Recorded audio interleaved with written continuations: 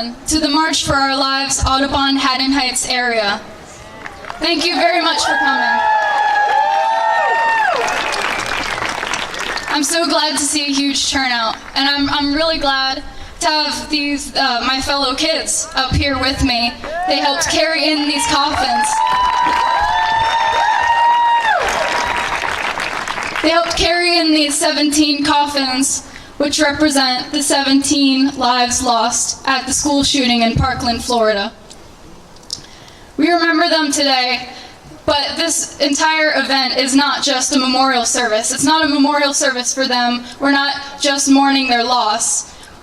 We're mourning what they could have done, what they could have said, but we're also going to speak ourselves. You're going to hear a lot of student speakers today.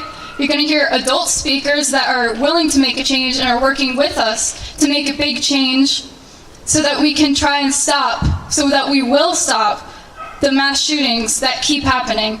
There have been so many this year, so many in this country at all. Too many. Enough is enough. You heard us chanting that today. Enough is enough.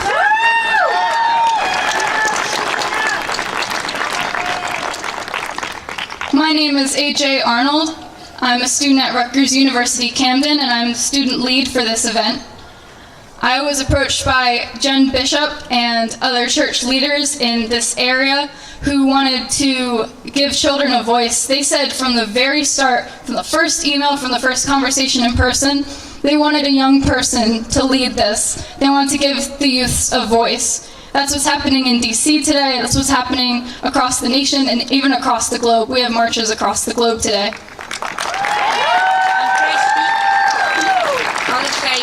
I know you all come for here, and I know you all come for here for one moment, to stop the gun crimes, to save our future, and stop crimes from happening all over the world. So what should we do? Well, prevent it from happening.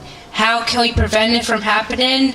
Well, that's for you to decide. And everyone here is innocent. Every man, women, children, and everyone alike is allowed to do whatever they want here, right now. And okay. Did anyone want what?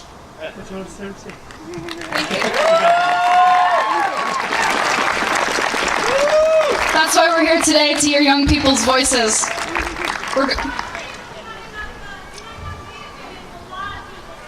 All right, we will wait for them. We'll wait for the rest of the people to come. I'll just keep speaking on the event. I'll just keep speaking on the movement. You can't stop me. You can't stop us. We're here to make a change. Yeah, so we worked very hard on these 17 coffins to represent the lives lost.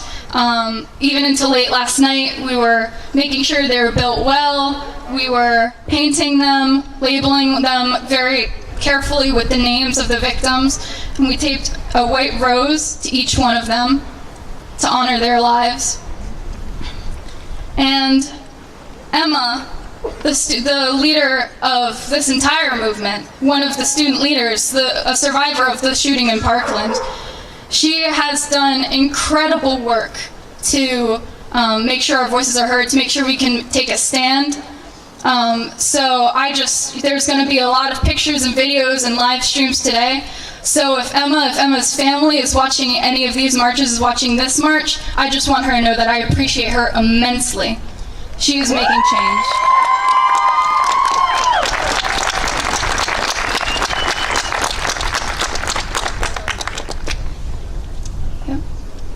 I'm really glad that so many people are here and that so many more are coming. I don't mind a delay in the program if it's because we're doing so well, you know? If these young people who brought up the coffins, if you guys want to go sit down or make sure that you sit with your family before a lot of people are here, you can go on ahead. Yeah, you can go. You don't have to stand up here the whole time.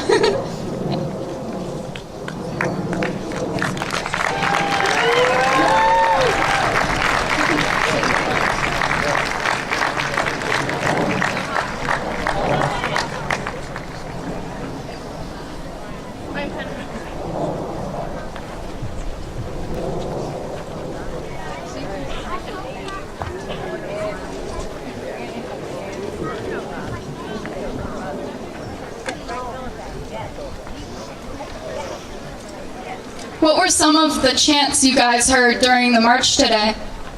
This is what democracy looks like. This is what democracy, yes it is. This is what democracy looks like, that's right. This is what democracy looks like, us coming together, us speaking for ourselves, having a voice. What other chants did you guys hear that spoke to you? Enough is enough. Enough is enough. That's it, that's all. Enough is enough. We've had enough of this violence. That's why we're here, speaking on that. There are a few more. Silence is violence. Silence is violence, absolutely. Protect kids, not guns. NRA has got to go, that's another one, yep.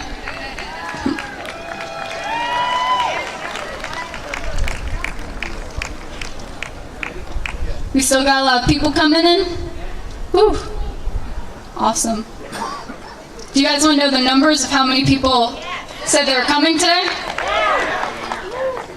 We had about, and Tiff can correct me on this because she's been watching the list like a hawk. She is like she's fueled by how many people we can get to come here today. We had, I believe, over 800 people sign up officially on the website. Yeah, round of applause for them.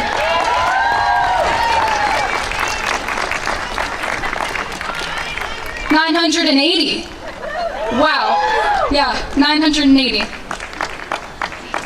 You check the list, you leave, you come back, it's gone up by a dozen. It's awesome. We had a couple hundred express interest on Facebook and say that they were coming. And we knew that more people than that would come. Not like in the sense necessarily that people come to events without registering, but in the sense that once one person comes, more will come. Because you can't contain this level of passion, how much we need to stop this violence, us trying to get our voices heard. It's not going to be contained, so I'm very glad that there are so many people coming, so many people here.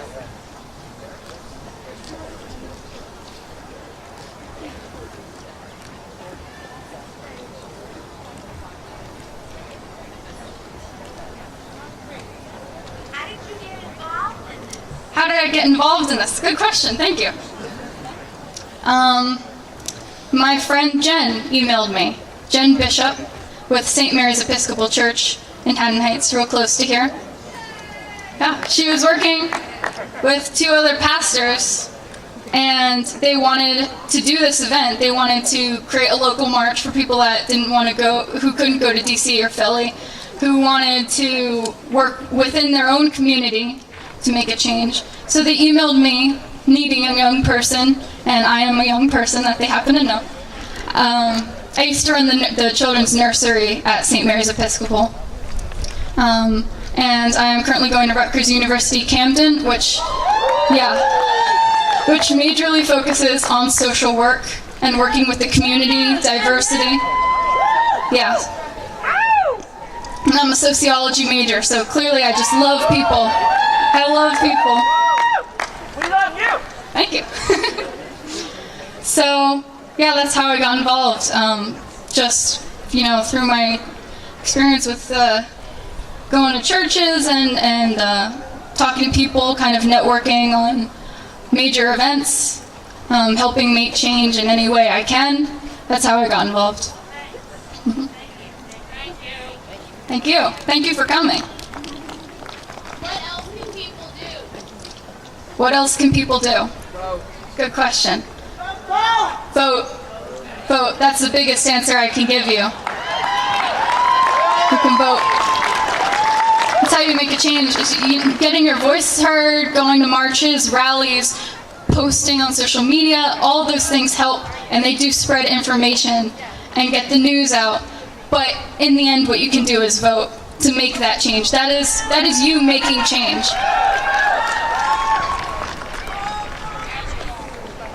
Call Congress. Call the people that represent you. Email them. And pray. Pray. You can pray. Faith, hope. Yeah. After today's rally, you're going to have to keep an eye on the kids because they are running with this. I mean, look at how big this nationwide event has grown so quickly. with just the kids that couldn't take it anymore from the Parkland shooting, and there have been incredible amounts of support for those victims, people who represent them, their friends, their family, people across the world who in different countries experience gun violence, and after a mass shooting, the laws were changed. After one mass shooting, such as to an elementary school, that's what did it. That doesn't do it here. We've had so many mass shootings, the change hasn't come yet. That's why we're working so hard. We need to be louder, we need to be bigger, we need to get our voices heard.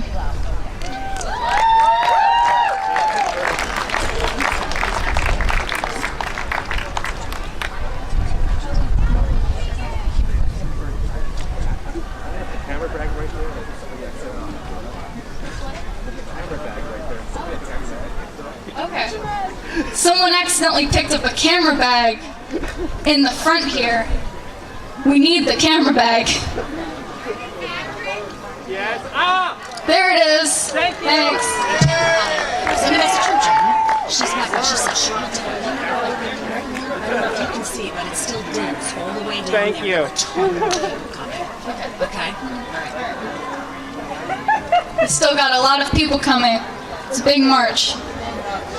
Another message. A lot of people are standing back and there's a fair number of seats up front if they really want to see.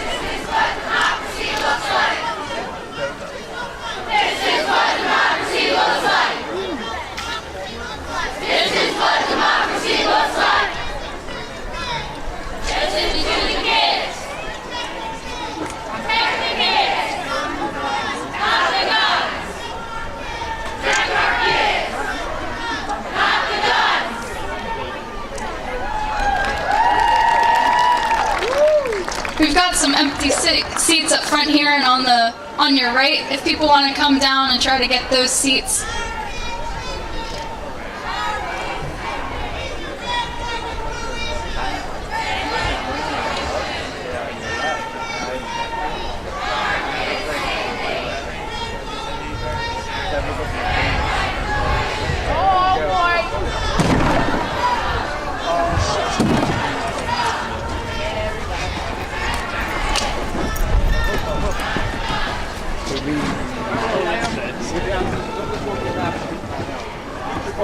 To get people behind you coming down.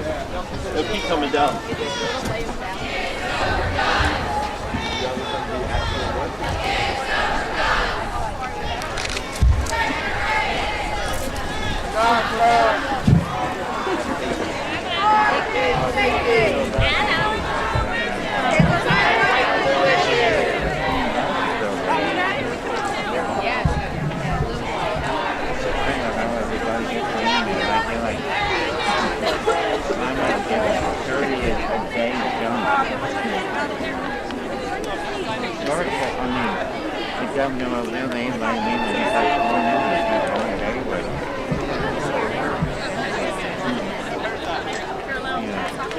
I mean, Tom Workman, by the way.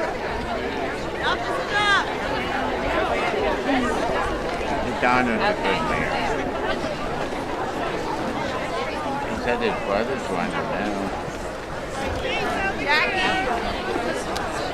Jackie. NRA, go away! NRA, go away! NRA, go away! NRA, go away! NRA, go away! NRA, go away! NRA, go away! NRA, go away! NRA, go away! NRA, go away! NRA, go away! NRA, go away! NRA, go away! All right, we're gonna get started. I know we still have a lot of people coming. We got a lot of people coming, but we already got a lot of people here. So let's get this started. So for anyone who wasn't here yet, I'll just quickly introduce myself again. My name is AJ Arnold. I am a freshman at Rutgers University Camden. I'm a sociology major, thank you. But this isn't about me. I'm just one of the many student voices that are here today trying to make a change, trying to be heard. Thank you. I have to say that there have been immense amounts of work done by students, by college and high school students, by young children. A lot of people have come to help us set everything up. There have also been a lot of people who helped that were adults, and I'd like to thank all of them. I know that they were incredibly humble in their work, and they always put us first. They don't need to be named. They are the silent presence that stood behind us, that helped us accomplish this event, accomplish making a statement.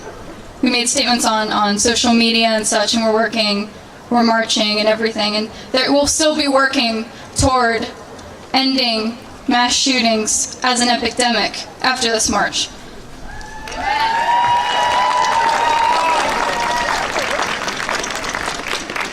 This march was started after a school shooting in Parkland, Florida, that took the lives of 17 people, including students and a teacher, a coach, people that did not expect to be in danger at school, that shouldn't have had to feel fear at school. Their survivors are still afraid. A lot of people are afraid now. This is not a new problem, gun violence, but it's being shown in a new light now that we're giving young people a voice. Young people aren't always given a voice, as us kids know, but it's events like this that let us have our voices heard. You're going to hear a lot of student speeches, and coming up, right after I'm done, you're going to hear Congressman Donald Norcross, Freeholder Director Capelli, and Assemblywoman Pat Egan-Jones. I'm very grateful for them being here today. So I'm going to hand it off to Congressman Donald Norcross. I'm looking forward to what these adults have to say as they work to make change, because they hear us. They're here to hear our voices, and they're going to speak to tell us what they plan to do to make the change that we are looking for. So, without further ado, Congressman Donald Norcross.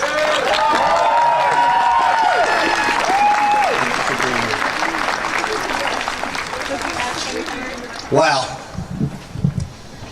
Ironic that we're here in the Norcross McLaughlin Bell, named after two police officers who were killed by gunfire. Think about that, in 1995. So your voices are here today, AJ. Thank you for what you're doing. Never thought we, in the greatest country in America, would have to be here to demand justice.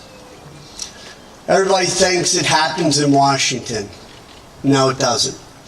When we think back about the greatest movements in our country's history, civil rights, John Lewis was in his 20s, Martin Luther King was in his late 20s. Those who walked across the bridge in Selma were young people who later were joined by the older, more seasoned people. Then it went to Washington. It doesn't work the other way around. So to those young voices we hear today, you are the generation that will move all of us. So let's hear for them.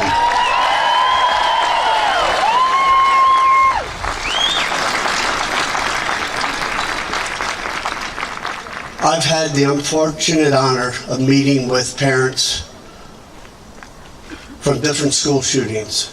Sandy Hook, I met with the dad. I met with a mom from Virginia Tech. And over the last 2 weeks, I met with students from Parkland. I hope I never have to have another meeting. But the reality is what you see each and every day. We had a hearing in Washington early this week. Literally 3 hours before that hearing, the Maryland school shooting took place. And unfortunately, reading today's paper, they took that young lady off life support and she died. We've had enough moment of silence, because that's what we do in Washington. We have a few moments of silence and we move on. That's the problem.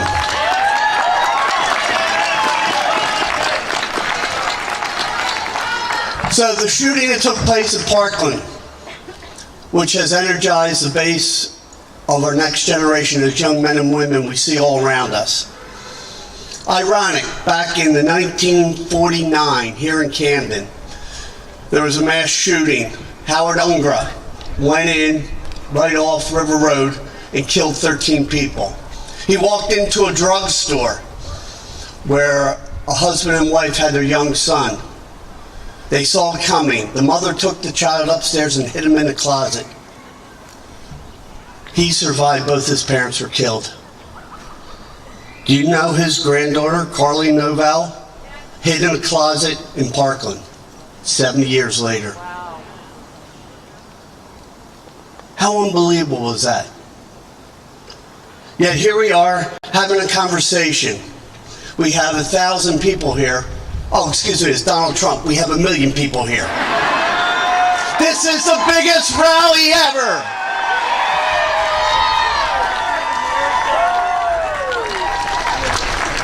You know, you can tell when he's lying. His lips are moving.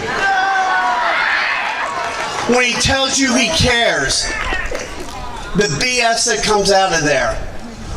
The idea of arming teachers, raise your hand if you think giving your teacher a gun is going to solve this problem. That's where the problem is. Teachers have a tough enough trouble already. The idea of putting more guns in the classroom is absolutely insane, and we're not going to stand for it. So when we hear the NRA and their minions, and let's call it what it is, their minions are the Republicans, are the gun lobbies. So which is it, the USA or the NRA? USA, isn't it? So let's get our priorities straight. Let's do background checks.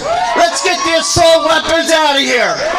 No fly, no buy. Terrorists get guns, but you can't get on a plane. Let's demand action.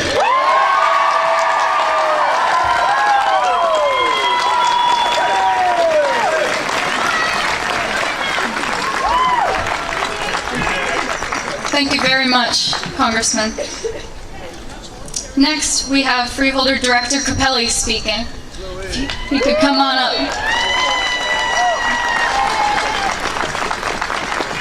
Can we hear it for AJ? What a woman, huh? What a leader.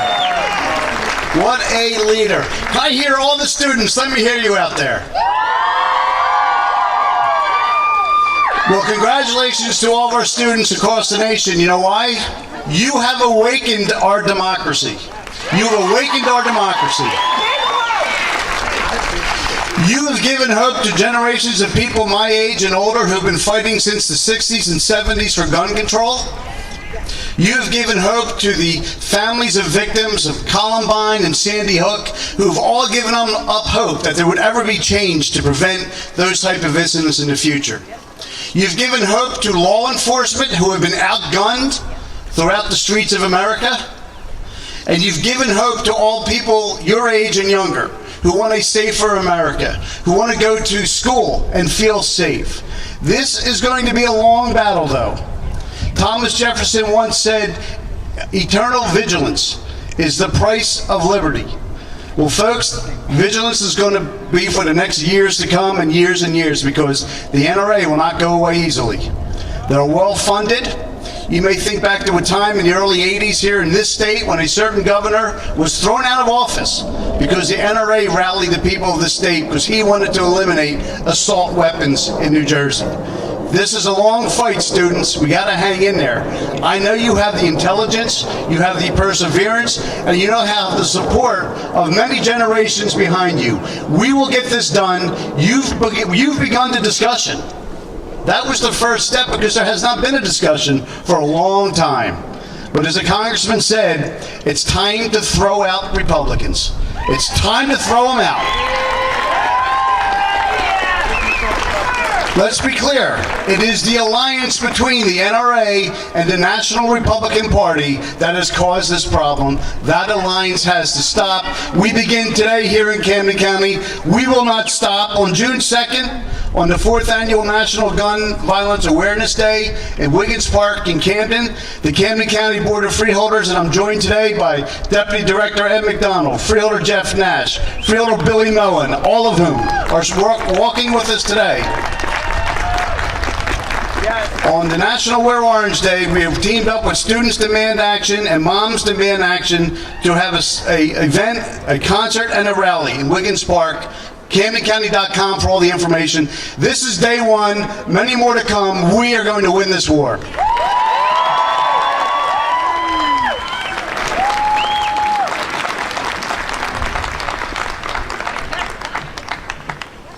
Thank you, Freeholder Director Capelli, very much.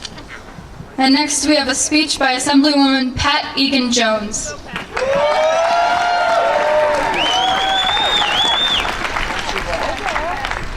And they said a woman will lead them. Notice that.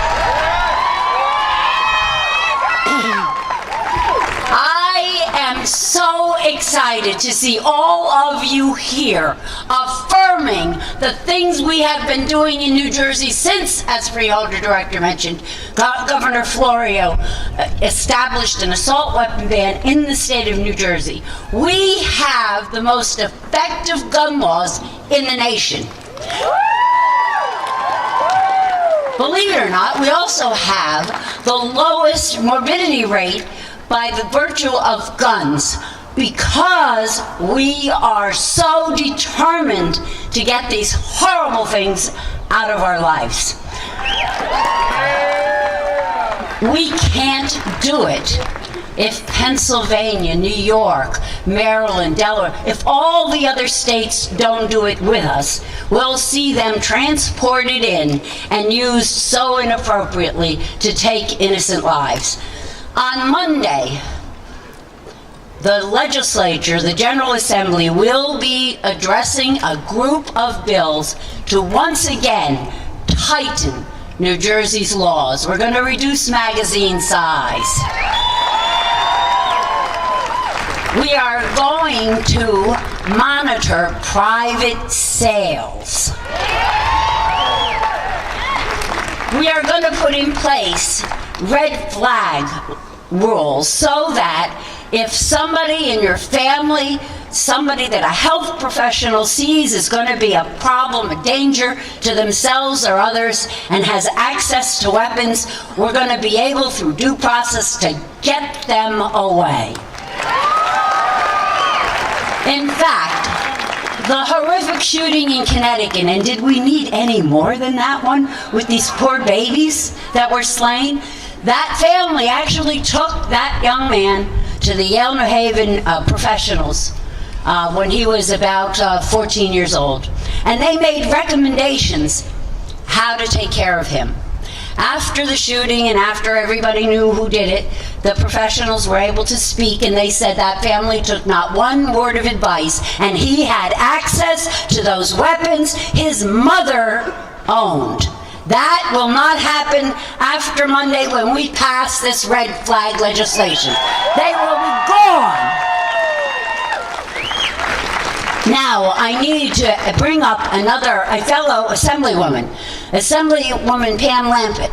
She is the chair of the Education Committee in the Assembly, and she has a message for everybody about what we're going to do moving forward to make sure our schools were safe till we can get rid of guns. Assemblywoman Pat Egan-Jones is motivated. She is the voice of reason in our caucus, and she is the sponsor of many of those bills on Monday. So give her a round of applause, people, really. The Speaker of the House made me the chairwoman of education, a really smart move on his part, because I care about you the students, because we need to focus on you, your education, your safety, your health, what matters most to the people of New Jersey. So what am I going to do? There you go. What am I going to do? I need to hear from each and every one of you. I need to hear from the real people, not the people that want to, be influenced by or have money involved in any of it. I need to hear from each and every one of you here in South Jersey on April 9th. My details will be at my legislative office, but I believe it'll be held at the Camden County College on Route 70 at 3 o'clock in the afternoon. I want to hear from parents. I want to hear from students. I want to hear from teachers. Because we're talking so much about the students, I've heard from teachers. They've come to me and they said, I'm scared to go back. When an Evesham school had a student, just recently, had a student who was removed from school, I had a teacher who was in that school who came up to me to say, I don't know who it was. It could have been me. You, the teachers who are passionate each and every day to educate our kids, you are nervous to go back to those schools as well. We cannot forget about you. The principals, the administrators, the lunch lady, the janitors, each and every one of you in our schools matter, and I need to hear from you. Each one of our schools are so uniquely different. What each one of our schools want to do to increase the protection is going to be unique to each one of these individual school systems. It's not going to be across the board. So what do we need to do? We need to have the opportunity to increase the funding for being able to have public safety, each one matters in each one of your schools. So April 9th, if you want to reach me in my office, I'm reachable, 435-1247. Got that? 435-1247, April 9th. Please come out because we need to hear from each and every one of you. Thank you for coming. Thank you for showing us with your feet, with your signs, with your efforts, with the volume of people who came out here today. It matters and we need to keep motivated. And thank you, AJ. As Pat said, thank you, AJ, because on Monday, not only are we doing gun bills, we're doing pay equity. It's going to get passed here in New Jersey. We're going to go past the 2 years of Lady Ledbetter. We're going to go back to 6 years because each and every one of you women out there, mothers, daughters, sisters, nieces, grandmothers, you matter here in New Jersey. Thank you. It's called Don't Mess with Jersey Girls. Never. God bless you. Keep it up. You're taking your government back. We love you. We need you every day. Take care.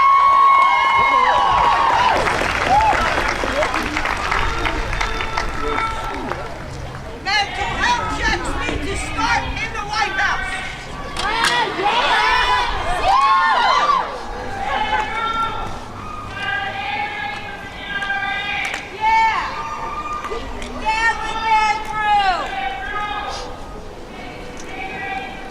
Next up, we have 2 video speeches and then 2 speakers who will come up. The next 2 speeches were recorded as videos by Emma Evangelista and Josie Cook. So first up is Emma Evangelista, who is a graduate who graduated from Collingswood High School, like myself. Emma is in DC today, marching, and she spoke at our high school graduation, and I knew she was an amazing speaker. I asked her to record a video. If she couldn't make it today, at least give us a video of her speech. So we are now going to play Emma Evangelista's speech. Since graduating high school a year ago, certain things about my experience there have slipped my mind. I don't have the schedule memorized down to the minute like I used to. I don't remember what the school bell sounds like, and I certainly don't remember anything from freshman biology. The most potent memories I can remember are the lockdown drills. How every so often we would have to crowd in one corner of the room and hope that no one could see us from the outside. How we would have to wait for someone to bang on the door just to see if they could get in. I remember when it wasn't just a drill anymore in the 8th grade, when my classmates and I sat in the cafeteria for 3 hours until our principal came onto the announcements and said that everything was fine. We had to go back to class after that. I remember a few weeks ago when my brother texted me and said that the school had been in lockdown, and I thought of him sitting in the corner of a room waiting until someone came on and said that it was fine, that we could go back to class. The school shooting at Columbine happened 2 months before I was born. 2 more mass shootings happened within the first 3 months of my life. I don't remember them, but my parents do. My older siblings do. A lot of other people do. The first mass shooting I can remember was Virginia Tech when I was still in elementary school. I didn't understand it. All I knew was that a person hurt a lot of people. I did understand that it was something to be upset about, something to hope never happened again. I remember in middle school when someone opened fire in a movie theater, and then later that year was the Sandy Hook shooting. I remember the Pulse shooting from my senior year of high school. I remember this year alone with Vegas and Parkland and Maryland just a few days ago. I'm a forgetful person, but these are things I cannot and we cannot forget. We can't forget about all the lives lost due to senseless violence. We can't forget that the government has done nothing to solve it. We can't forget until it happens again. We need to remember the people that we lost. We need to remember that we can prevent it from happening again, and we need to remember to keep going. Thank you for marching.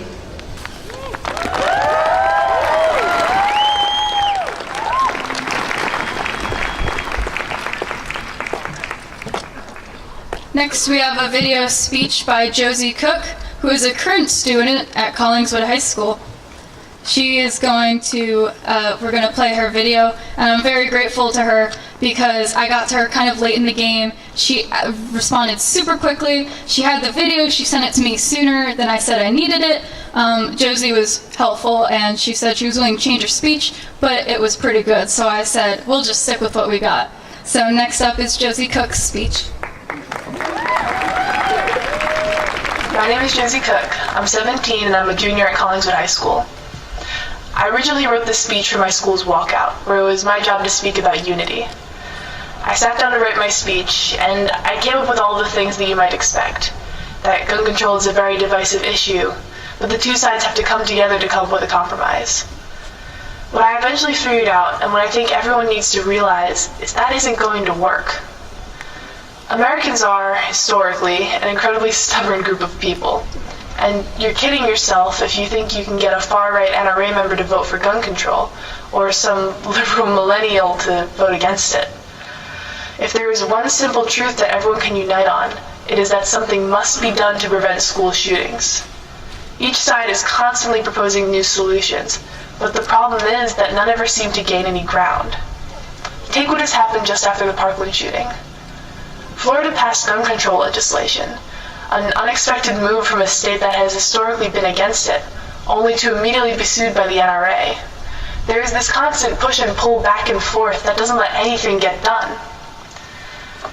This is not a simple issue, and the solution to stopping school shootings is not going to be easy or happen right away, but arguing is not going to get us any closer to that solution. We can debate back and forth all we want about what we think is going to be the most effective, but we'll never know for sure until we try it. Whether it is allowing gun control measures to be carried out even though we disagree with them, or supporting solutions that are found elsewhere, stopping school shootings should be more important than political agenda. If we are not united in beliefs, then we must become united in action. Look at what we are doing here. With this march, we show that we are united with people across the country, not just in remembering the victims, but in demanding action. We are here to send the message that we demand an end to school shootings. Whether it's today or next month or a year from now, we will be the generation united in action to see it happen.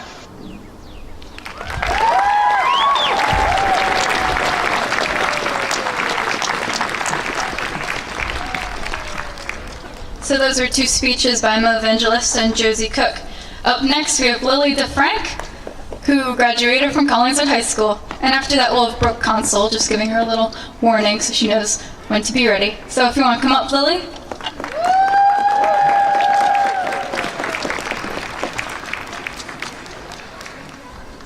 I've known Lily for a few years. I led our Collingswood High School's Gender Sexuality Alliance, previously called the Gay Straight Alliance.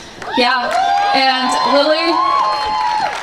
Lily came to pretty much every meeting. Lily was super present, so I'm up here with a good friend of mine.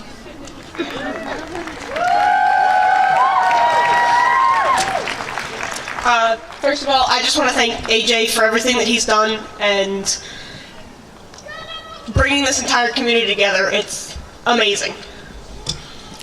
So, I'm Lily DeFrank. I'm a junior at Collingswood High School, and I originally used this topic to talk about at our walkout about a week ago. And I think it's just an important topic that needs to be reiterated. I originally wrote and gave this speech with one of my good friends, Nia Womack. She couldn't be here today, but she was a big help in writing this and giving me ideas on how to really talk about this. I'm not one to really stand up and talk to people, but this issue is something we all really care about and we need to take a stand for. One of the biggest things behind all this, and we all know that gun control needs to happen, but we can't convince people to make this happen if they don't understand why it's happening. Just about 60% of Americans actually think that people diagnosed with mental illnesses are dangerous. This is not at all the case. The first thing we need to really do to help this is we need to stop calling it an illness. Mental disorders are not illnesses. You cannot catch depression or anxiety or autism. It's not this year's strain of the flu that you can get by touching somebody. I want to make this clear that everything from autism, bipolar disorders, depression, anxiety, eating disorders, addiction, and even schizophrenia need to be taken out of this stigma that we are dangerous people.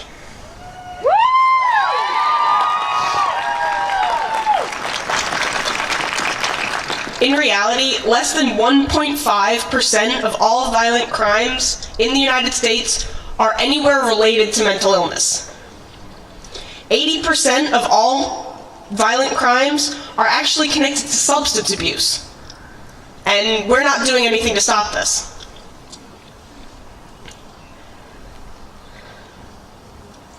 I hope that knowing this, we can all start to accept people no matter what and not make assumptions based on something as trivial as a mental disorder. We need to be judging people and assuming, instead of judging people and assuming the worst, we need to be here for each other and help our peers who might be struggling with their own mental health. And maybe it's because they don't know how to help themselves. But we cannot be assuming that just because someone is struggling with their own mental health, that they are dangerous. Yes, we need to have more background checks and look into people, because there are some people who are dangerous and they do not need to have guns. But this does not mean that every person who is depressed or has ever been given Prozac in their life needs to be on this caution list. We are not dangerous because we have a mental disorder. In the end, it all comes down to seeing those who need our help and advocating for their needs and preventing any type of tragedy. It's time for us to unify as students, as a community, and as a country. We need to get rid of the stigma around mental disorders.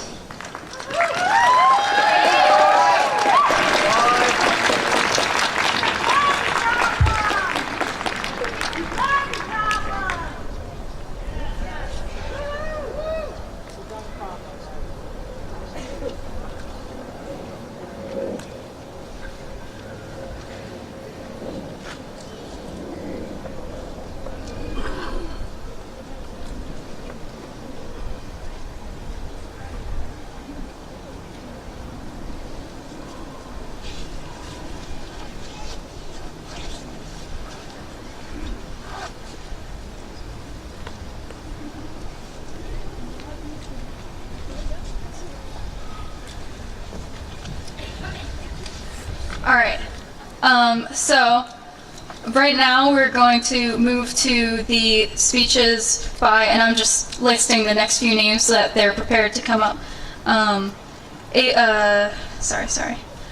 Anita White, Autumn Coleman, Oliver Adler, Ayana Jones, and Tracy Taylor are the next few student speakers. So, would Anita White please come up for your speech?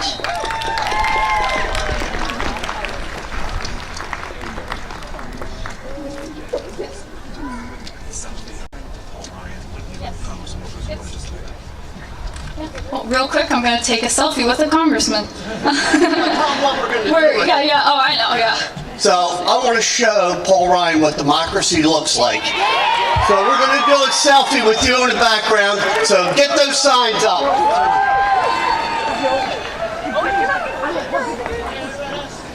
Jump in. Now everybody jump in behind. I'm missing you. There you go.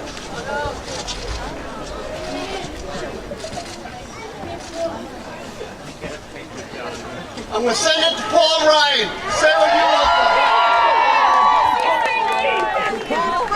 Paul Ryan's number. I have no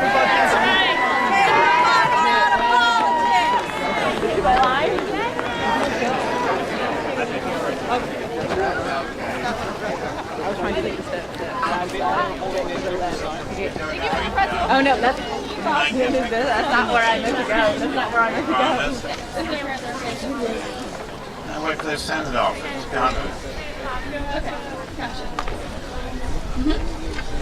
All right. Also, I want to say that we do have voter registration forms and vote now forms available and set up right next to us. So, yeah, we're gonna vote. We're gonna get our voices heard. Yeah. So, Anita White, if Anita White is here. Yep. Okay. Hi. Here she is.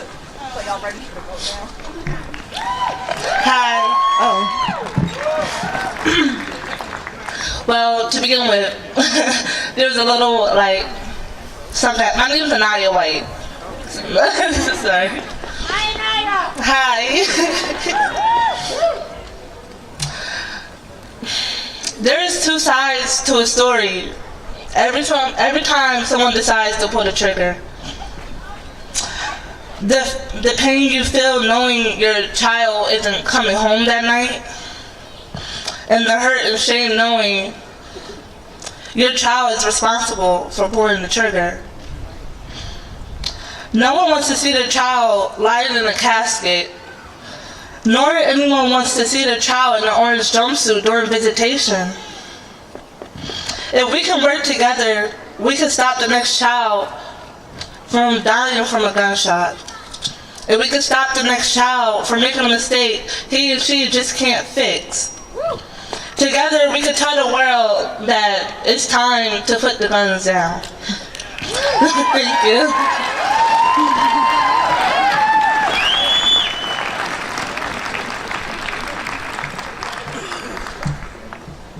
Up next, we have Autumn Coleman.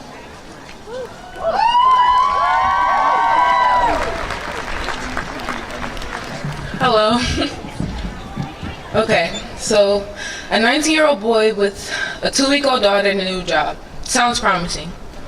Add gun violence to the situation, not so promising. My older brother became another countless victim to gun violence in the summer of 2015. We put guns in the wrong hands and expect for things to be fine. As you can see, they're not. Putting a gun in the wrong hands took 17 innocent lives in Parkland, Florida. Lives that should have been on this earth for way longer. We march to make a difference. To make sure that no more innocent lives are taken because of someone careless. As students, our job is to learn, lead, and excel. And after every school shooting, it is our job to become great people so eventually we'll stop these tragedies from happening. We are the change we want to see.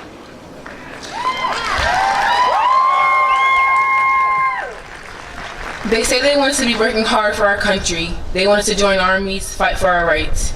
Yet when we say we don't want to be killed in a school shooting, we don't know anything. We're too young. We're radicals. We know what we want and what we need, and that's reform. Thank you.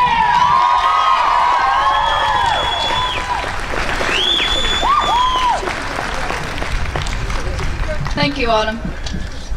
Next, we have Oliver Adler. I know he's here. He's super tall. You know him when you see him. Hi, Oliver.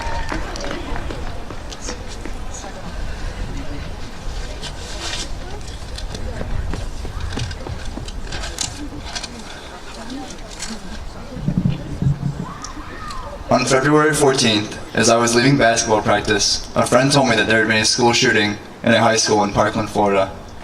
I immediately texted my friend Justin Gruber, who I knew lived in Parkland, at 5:02 p.m. "Hey, are you alright? I'm thinking about you." 12 minutes later, at 5:14, Justin responded, "Just got out. I'm not okay, but alive. Thanks." I said, "I'm so glad you're safe." He told me, 8 people I know got shot. It's insane. 2 I knew dead. Later, I'm just in shock. I saw the shooter and my friend got shot. I sprinted a mile away and my mom picked me up. It's insane. Justin and I are very good friends. I spent every day with him this summer. When I texted him and told him that I would be speaking here today, he did not reply. It's an uncomfortable subject that he doesn't want to talk about anymore. Justin has done his talking.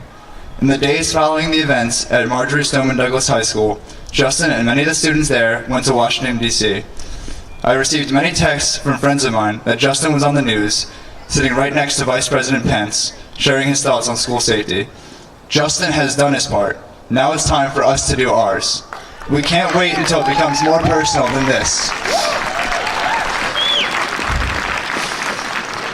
This past Tuesday, I was at Princeton University for a field trip. In the middle of the trip's main activity, someone knocked on the door and told us to go into lockdown. In fact, the whole university was in lockdown, as there was a man with a gun in the Panera across the street, not 200 yards away. Fortunately, the police surrounded the Panera, but I spent the next 30 minutes sitting under a table in the dark, preparing things to throw. Like I said, we can't wait until this becomes more personal. Part of that trip's itinerary was to go into that Panera for lunch only 90 minutes after the gunman arrived. Everyone here today is here because we want to see a change and we can make change. Everyone here can make change, regardless of your age. This is an uncomfortable subject. The word regulate does not mean take away. We need to do our best to make people regulate guns so that we are safe in school. We can all do that. We can all do that by holding our elected officials accountable. We know the names of the Parkland victims. Now it's time for us to know the names and say the names of those in Congress who won't help us. We want those names to be heard loud and clear. Let's do it before it becomes any more personal than it already is and it already has been.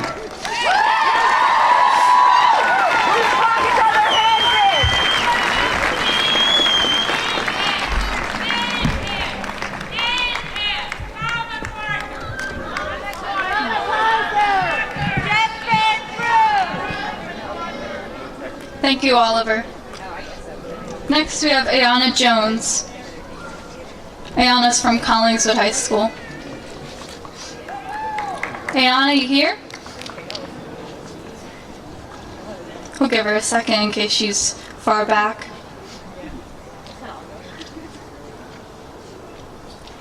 Is Ayana Jones here? Okay, if she shows up later, I will add her in. We want to hear her voice. So next will be Tracy Taylor. Here she is.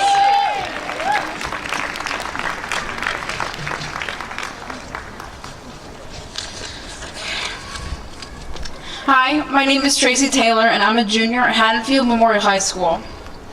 Since I became interested in political issues, I have constantly asked myself, what can I do to change anything? I'm 16, I can't vote yet. I pretty much have no power.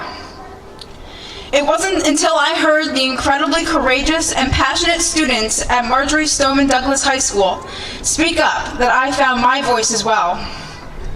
I addressed my classmates at the Haddonfield Memorial High School walkout, and now I'm here.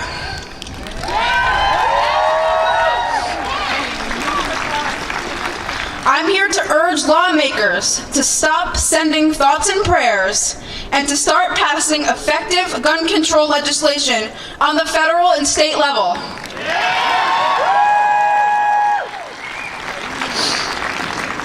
96 Americans die each day due to gun-related violence. Around 47 of those 96 are children or teens. That's 13,000 people every year. The Republicans say guns aren't the problem, only the people who pull the triggers. then maybe the Trump administration shouldn't have rolled back legislation that prevents the mentally ill from getting guns. They say that people kill people, not guns. What? What is that? I don't get that. BS. I call BS. I call BS on that. But with the perpetrators of the killings at Columbine, Sandy Hook, Las Vegas, Orlando, and Parkland have been able to take the lives of so many with a butter knife, they say we are politicizing school shootings. But how can we politicize an issue that can only be solved by our lawmakers? Our founding fathers intended for our government to be a system of virtual representation, meaning elected officials are to earn the trust of their constituents and to faithfully serve and protect their best interests. Yet a majority of Republican lawmakers care more about money, power, and re-election when they accept millions of dollars in campaign donations from the National Rifle Association. $30 million for Trump. Republicans accuse Democrats of wanting the government to swipe all their guns away, yet we merely advocate for the ban of semi-automatic and automatic assault rifles, which are appropriate for the battlefield, not for civilian self-defense. We protest for stronger background checks and an effort to close the gun show loophole. They play the victims, saying we are infringing on their right to own a deadly weapon, while countless men, women, children, and teens lose their right to life, liberty, and the pursuit of happiness. They say arming teachers will prevent school shootings. Nuh-uh. Only 10 days ago, 3 students at a high school in California were injured when their teacher accidentally fired a gun during a lesson on gun safety. How ironic. Most teachers shudder at the thought of having the ability to take a life when they already bear the incredible responsibility of educating so many students. America needs laws that will protect kids who are getting their education, concert goers who are having a fun night out with their friends and family, and church members who gather to pray. Our country needs senators, representatives, and state legislators who will fight for our lives and not an A rating from an organization that profits off of our fears.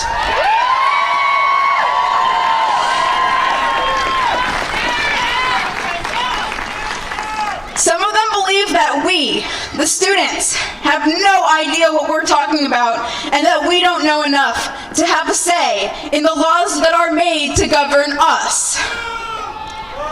I call on all young people to pay attention. Watch the news. Read some articles in your free time. Stay informed. If you really want to make a difference, if you want to make your voices heard, then here's the answer. Vote.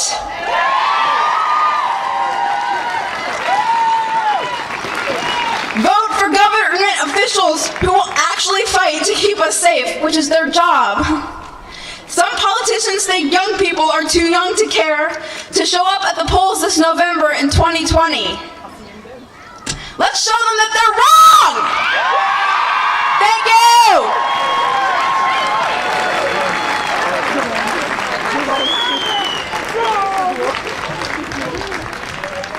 Thank you so much, Tracy. We have 2 names coming before the next 2 on the schedule because it is rapidly changing. A lot of people want to speak, and that's why we're here. So, next we're going to have Melanie Stokes and Joelle Wilson are the next 2. So Melanie, if you want to come up. She helped until late last night finishing these coffins. She offered to stay as late as we needed, and she followed through. And she came very early this morning to help us. So I'm very grateful to Melanie.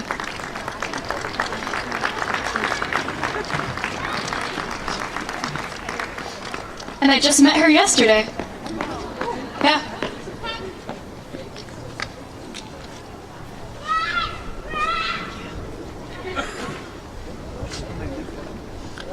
Hello, my name is Melanie Stokes and I am a senior at Cherry Hill High School West.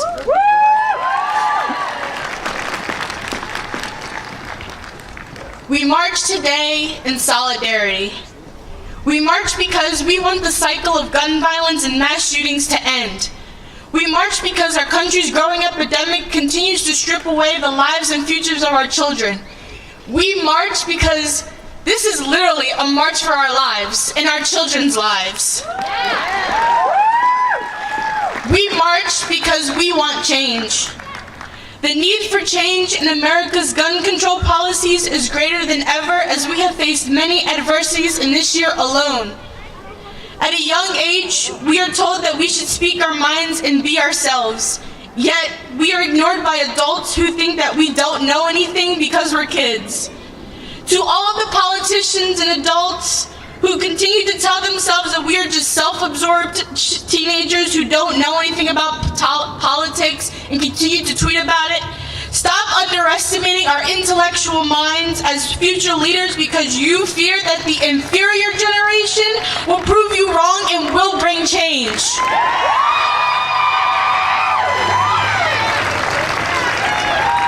We want to be heard, whether it's by our peers, our parents, schools, state, or federal government. The misconception that this movement is only directed to school shootings is false. This movement is much more than mass shootings in schools. It is bigger than Parkland. It is bigger than Sandy Hook. This movement includes schools, neighborhoods, cities, and communities affected by gun violence. This movement is not a fight between red and blue, students and administration, or kids and adults. This is a fight about whether or not a life is worth more than an assault rifle. An AR-15 over the life of an innocent first grader or even our own children. We are asking for you to listen as we become the change that we want to see in the world. Although we may have strict gun laws in New Jersey, when one state is affected by gun violence, we are all affected by gun violence. We are the United States of America, not the divided states of America. So to all of the schools, cities, communities, and states who have been affected by the calamities of gun violence and mass shootings, as well as the survivors who have become warriors and advocates, turning these tragedies into a national movement by making our voices heard. New Jersey stands with you, and we will continue to stand with you as we reverberate our mission to end gun violence in America. Don't let the conversation end today. Continue it tomorrow and for years to come until congressional action is taken. Because we, the inferior generation, are not backing down. Thank you.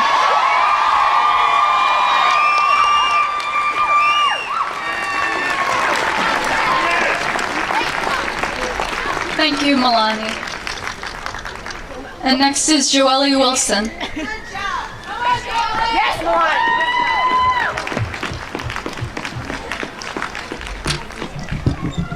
Hello.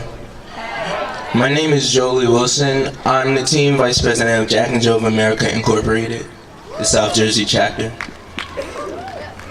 What is time? Time is above the essence. It's one of the most precious, most useful things in the world. However, if we wait on time, then another life could be taken. Now, I can't imagine my mom waiting at the bus stop, waiting for me to come home and me not being on that bus. I can't imagine my mom sitting on the corner waving for me to go to school and her thinking, what if this is the last time she ever sees my wave goodbye and my smile on my face? I'm a senior in high school, and I can't imagine that one of these days could be my last day and I don't end up being able to walk at my graduation. Not being able to throw up my hat and able to smile and say I did it. Could you imagine those kids at Parkland? They can't have that one of those days where they can hear the songs of graduating. They can't say I did it. They can't go to college. They can't get a degree. Piece by piece, we're losing our generation. Piece by piece, we're losing our children. I know these people in government, they may be thinking, oh, I'm big and powerful, I have all this power and I'm going to use it. But deep down, they've been children before, they're parents. Now, I know that if they had heard somebody say, what if your child was killed? Their whole mind would change. Because of the different perception. You have to take the perception and build a reflection. Now, what I say about that is that you have to understand that everybody has a part that they work in. Like, I'm a student, but at the end of the day, I'm a child. And I have to understand that when I go to school, it's expected that it's safe an environment that I learn in. My teachers teach me so that I would be able to learn and I would be able to grow. I don't expect that when I go to school that somebody could come in with a gun and shoot me and I could die. We walk today together to build change. We walk today together to stop gun violence. I believe that with action, anything could be changed.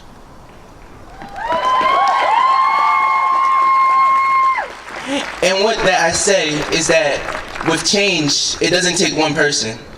It cannot take two. It takes a whole bunch of people together working.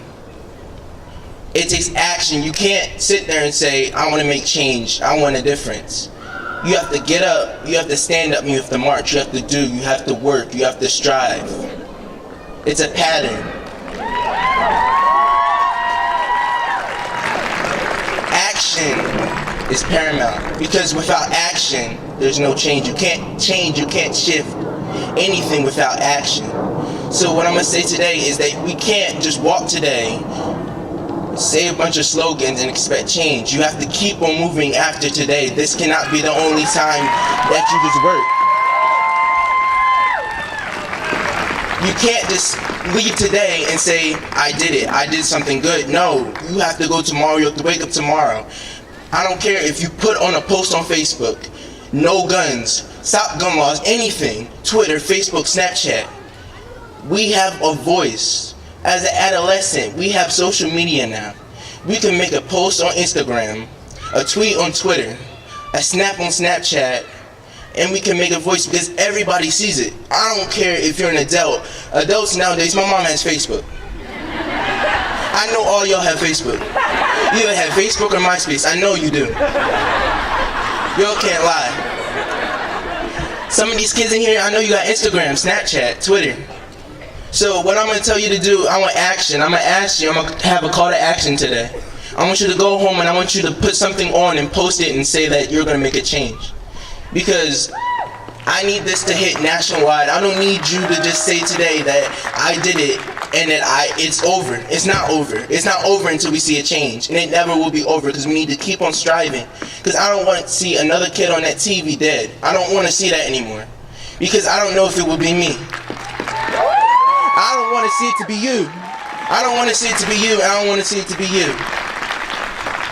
I want us to be living so that one day we will become the adults that we're supposed to be.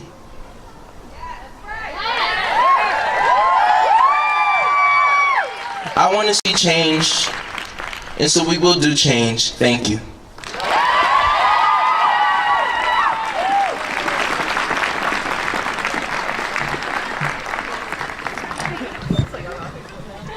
Our next two speakers are Eva Marietta, Marietta and Ben James, and then myself. So, Eva, see her in her beautiful bright hat.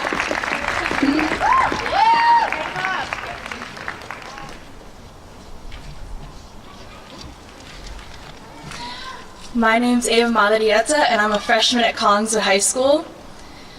I would like to start off by saying that this isn't a matter of red or blue, Republicans or Democrats.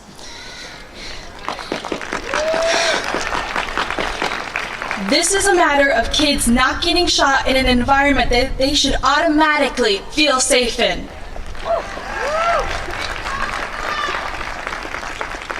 As a freshman in high school, I am now worried about my future children and if they'll be safe.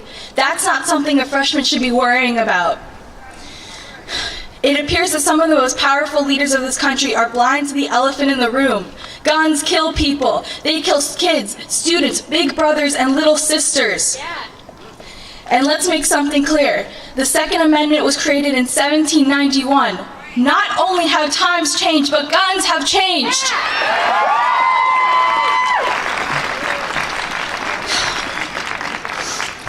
Students like me have studied history for multiple years while lugging around a bulky textbook explaining our past so that we can provide a better present and future. These politicians should have done their homework and learned from history. Lessons should be learned, and if people are dead because of greed, then it's now our job to do something. I will not sit here letting this pass by because I'm too young, or thoughts and prayers will somehow cover the lives lost. If politicians can't make firearm safety legislation, then our generation will, because we are fed up with it all.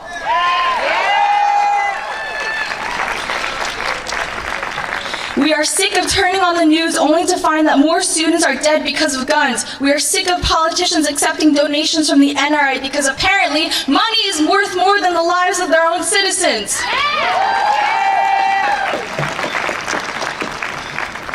Trump alone has accepted $30 million from the National Rifle Association. And many other senators such as John McCain, Richard Burr, and Roy Blunt have also benefited greatly from NRA funding. If you are as outraged as I am about this, you need to contact your local congresspeople and register to vote to make sure your voice is heard. And to just wrap this all up, as Emma Gonzalez once said, we call BS!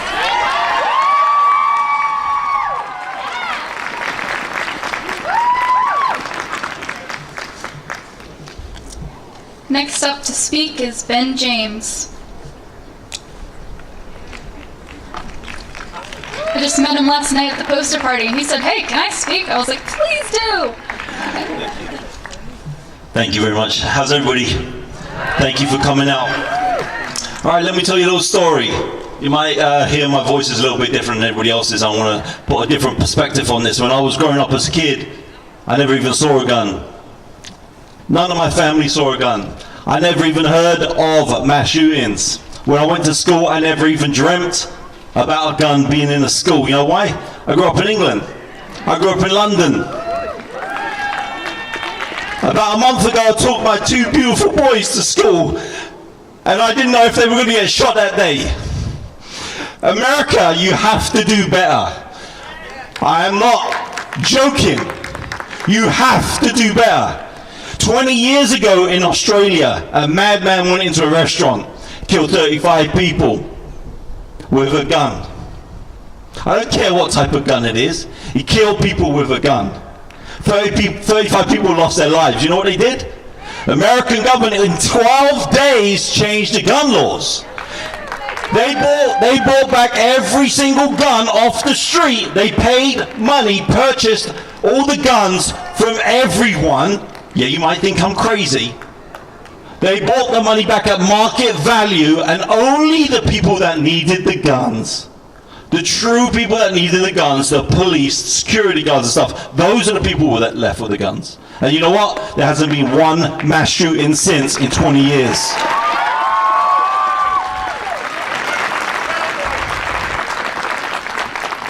I'm here for my sons, but I'm here for everybody that can just think and make sense of this. This is just crazy. It has to stop. Please make the change, America. Thank you very much.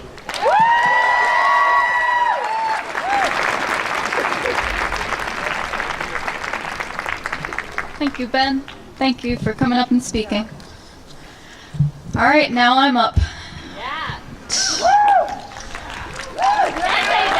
Thank you. I'm kind of nervous about it. Wasn't nervous about anything else today, just this. Not that I'm not comfortable with public speaking, I very much am. But I shared something with a lot of my friends and family recently. A lot of people already knew it, but I came out as trans.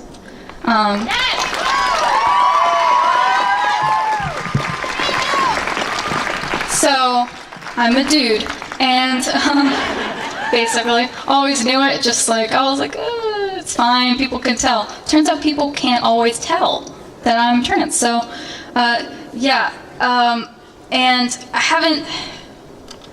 It's been tricky because I am so confident about it. Because I led my high school's Gay Straight Alliance, which we named the Gender Sexuality Alliance to include more of the LGBT plus community. And now I'm a freshman at college, and I got hired as the LGBTQ plus events coordinator on campus with the brand new this year Office of Diversity and Inclusion. So my friend Cam, who I was hanging out playing video games with, is now my boss. So I know so much about the queer community, and then I just had this experience where I realized I was trans, and I was like, wow, I never thought that was me, and everything I knew just like went out the window. Like all the knowledge I had like was becoming experience. I was like, I don't know what to do. And that's from someone who has spent years working with the queer community to make positive change and to get people's voices heard. And if it's scary for me, someone who has incredible support, lots of family, I work with the people whose jobs it is to make queer folks' lives easier and more manageable. For someone without those resources, it is terrifying. It's frankly kind of scary just to go about life, to know you're safe and everything. And the Orlando shooting, where people who are queer were trying to meet in a safe place to have fun and have a sense of community. The nightclub in Orlando that was having a Latino night was shot up, and that was the biggest mass shooting in US history at the time. It no longer is the biggest one we've had. 50 lives were lost, and it hit us so hard. It hit the queer community so hard because you see so much change happening with legislation, with social media, with communication. We're able to have safety in a community that is the whole queer community across the world. We have that community now. We can talk to anyone and feel safe. And then when something like this happens, you remember that there are still people in the real world. Forget the internet and who you can talk to online. There are just still people that will physically get in your way, that will hurt the queer community, that will shoot a group of young people just trying to have fun because they're queer, because they're Latino. That was a really, really hard weekend, just hearing all the news as with any tragedy, as the death count goes up, because they're trying to figure out what's happening, so the news just constantly covers it, and the number keeps going up, and it's scary. It's scary when it's anyone. It's especially scary if you're part of a community that doesn't feel safe already. So, yeah, I've been trying to figure out how to go about being trans, but for a while I've been working out how to go about life being queer. And I need to speak to the queer community specifically today because there are so many communities that are especially at danger. If we add guns to the classroom, if we try to arm teachers, if we don't keep making legislation to regulate guns, then it's going to be students of color that lose their lives. It's going to be queer students. It's going to be students with disabilities, students in the deaf community who aren't given a warning, students who are autistic, who have coping mechanisms that to police officers who aren't trained to deal with these youths will see a child stuffing their hands into their pockets to still their hands and feel safe. They'll see that as them reaching for a gun, and that's another life lost. We need to train our police well to deal with students with disability, to recognize that some communities are more at risk than others. So that's my main message today. I just felt the need to reach out to the queer community, not just because it's my actual job or because I'm part of the community, but because they're in danger and we need to show them love and support. We need to show every community that's at risk love and support. Sadly, those communities are one now. Just everyone's in danger. The more guns we have, the more danger there is. So we need to show lots of love and support, especially to survivors, and give people a voice. So thank you for giving me a voice today. I'm so grateful to be here.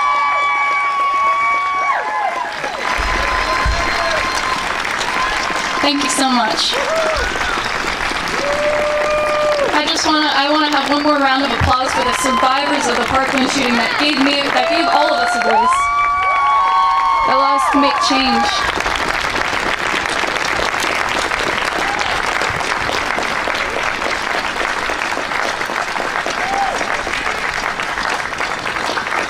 Thank you.